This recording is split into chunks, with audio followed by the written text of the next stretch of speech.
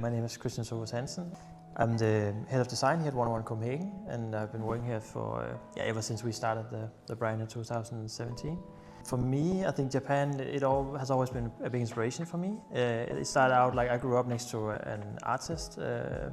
He also used to live in Japan and travel to Japan, so I was quite often over in his workshop as a child, and he had a lot of different like objects and sculptures and things like from Japan in general. So I think that kind of started all the way back from when I was quite young actually.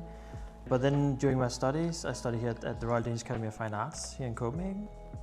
I think for me at that time I was really inspired by like Japanese design in general, like Japanese like the minimalism and also not only furniture and objects, but also like housing, like the simplicity of housing and how it was more, I think 10, 15, 20 years ago it was much more like experimental, like the architecture and the interior design compared to what I saw here in Europe.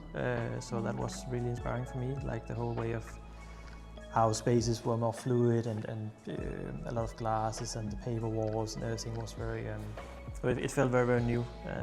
And also the materials and the textures of the materials, instead of just having like, you know, polished, clean surfaces. And if you look at like the old temples and of course also more modern architecture, it seems very like tactile, and the surfaces and the materials are very like textured, and it's very like well planned and thought out. So I think that's where it all came from.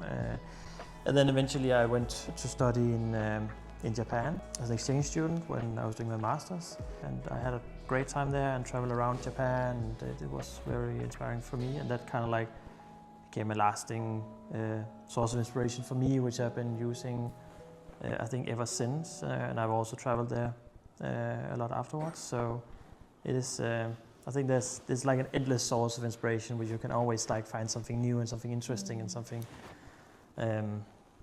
small details you can hand pick or joinery, or there's a lot of different things.